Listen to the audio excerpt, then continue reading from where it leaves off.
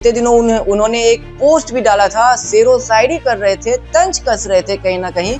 तो ऐसे में एनडीए के घटक दल भाजपा ने मना लिया है उपेंद्र कुशवाहा को, और कहीं ना कहीं नित्यानंद राय जो कि इन सोशल इंजीनियरिंग में माहिर माने जाते हैं, पॉलिटिकल इंजीनियर कहा जाता है उन्होंने अपनी इंजीनियरिंग से कमाल कर दिया है। उपेंद्र कुशवाहा को उन्होंने मना लिया है और अब जाकर बात बन गई है। एक स्विच जो एक सीट महुआ दी गई थी उपेंद्र कुशवाहा को, उन्होंने उस सीट को उन्होंने स्विच कर दिया है और अब उन्हें पारू सीट दिया गया है। जहां तक मधुबनी की बात करें तो मधुबनी से इस वक्त समीर कुमार महासेठ जो कि वहां के मौजूदा विधायक है, उनसे टक्कर होगी माधव आनंद की। उजियारपुर से आलोक कुमार मेहता जो कि बिहार सरकार में मंत्री भी रहे हैं, समीर कुमार महासेठ भी रहे हैं, तो आलोक कुमार मेहता की जो टक्कर है वो प्रशांत कुमार पंकज से होने जा रही है।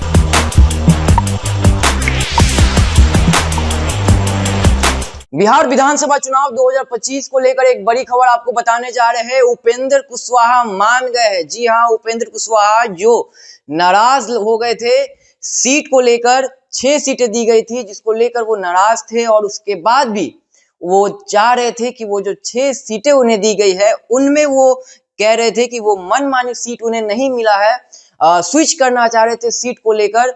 साथ ही साथ बीते दिनों उन्होंने एक पोस्ट भी डाला था, शेरो शायरी कर रहे थे, तंज कस रहे थे कहीं ना कहीं।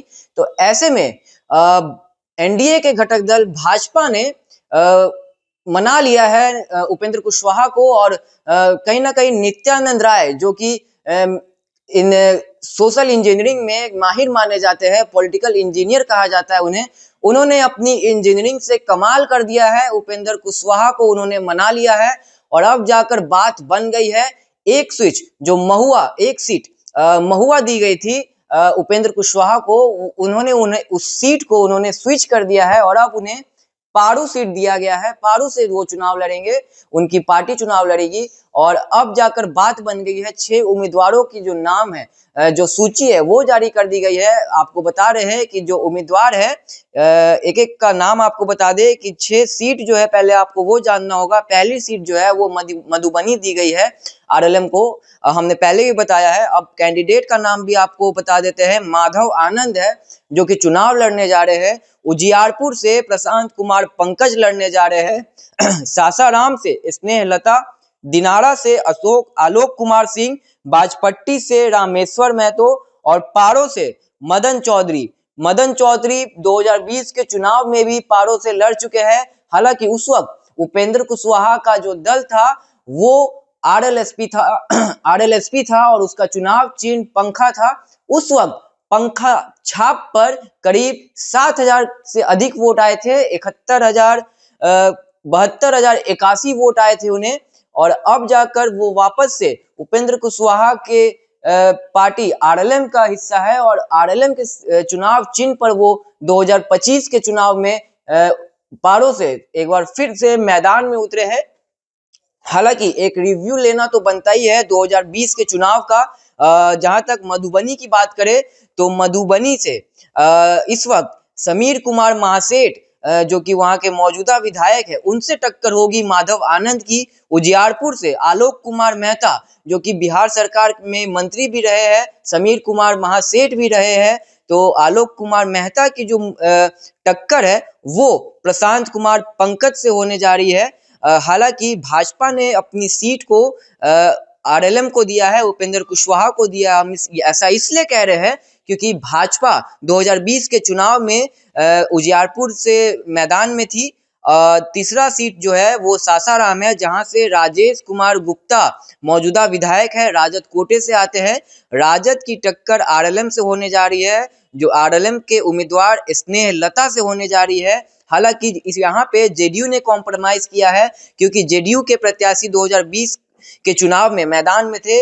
अशोक कुमार कुशवाहा जो थे वो दूसरे नंबर पे आए थे। और चौथा जो सीट है वो है दिनारा से लोजपा ने कॉम्प्रोमाइज किया है। लोजपा के प्रत्याशी थे राजेंद्र सिंह जो कि दूसरे स्थान पे थे, 60,000 से अधिक वोट आया था उन्हें। यहाँ पे भी जो मौजूदा विधायक है दिनारा में वो विजय मंडल है। विजय मंडल की जो टक्कर है वो आलोक कुमार सिंह से होने जा रही है। वही 5वां जो सीट है वो बाजपट्टी है। बाजपट्टी से मौजूदा विधायक मुकेश कुमार यादव है और ऐसे में मुकेश कुमार यादव की जो टक्कर है वो रंजू गीता से होने जा रही है। माफ कीजिएगा, रंजू गीता जो कि दूसरे स्थान पे थी। जेडीयू ने कॉम्प्रोमाइज किया है और जो बाजपट्टी से जो मुकाबला है वो रामेश्वर महतो से होने जा रही है। रामेश्वर महतो मैदान में है। पारो से अशोक कुमार सिंह जो कि भाजपा के मौजूदा विधायक हैं, सिंबल भी मिल गया है उन्हें। अशोक कुमार सिंह ने कॉम्प्रोमाइज किया है। पारो सीट को भाजपा ने कॉम्प्रोमाइज कर दिया है और अब पारो से मदन चौधरी को जो है टिकट मिला है। पारो कहीं ना कहीं पारो को लेकर जो चर्चाएं थी वो काफी तेज थी। जो आखिरी विधानसभा सीट है वो पारो है। पारो में इस वक्त के मौजूदा विधायक जो है अशोक कुमार सिंह है जो कि भाजपा से है। हालांकि भाजपा ने अपने ही विधायक का टिकट काट के आरएलएम को दिया है, उपेंद्र कुशवाहा को दे दिया है और उपेंद्र कुशवाहा के जो उम्मीदवार मैदान में है वो है मदन चौधरी। यहाँ से जो दूसरे स्थान पे जो उम्मीदवार थे वो निर्दलीय थे, उनका नाम भी आपको बता देते हैं, शंकर प्रसाद थे।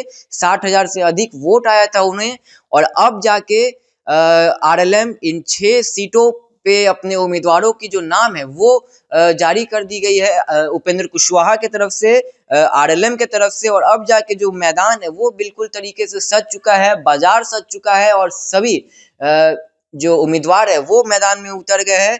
हालांकि जो बीते दिनों खबरें चल रही थी कि कुशवाहा को मनाने की जो कोशिश थी नित्यानंद राय लगातार कर रहे थे। बुधवार के दिन नित्यानंद राय उपेंद्र कुशवाहा को लेकर दिल्ली गए थे। दिल्ली में उनकी मुलाकात हुई है अमित शाह से, बात बन चुकी है और अब वापस पटना आ चुके हैं उपेंद्र कुशवाहा। नाराज हो गए थे, यहाँ तक कि उन्होंने अपने पार्टी के सभी उम्मीदवार को नामांकन का भी बहिष्कार करने के लिए कह दिया था। 6 सीटें उन्हें दी गई थी, उस वक्त भी वो नाराज थे। उसके बाद भी उन्होंने कहा कि हम नामांकन नहीं करेंगे, उनका बहिष्कार करेंगे।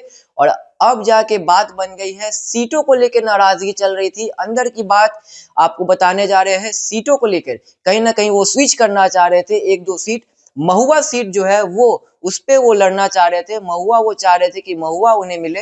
हालांकि महुआ सीट जो है वो अब चिराग पासवान के कोटे में चली गई है, लोक जनशक्ति पार्टी रामविलास के कोटे में चली गई है और अब जाके महुआ के जगह पारो पे उपेंद्र कुशवाहा चुनाव लड़ेंगे। और पारो सभी 6 उम्मीदवारों की जो सूची है वो आपको हमने बता दिया।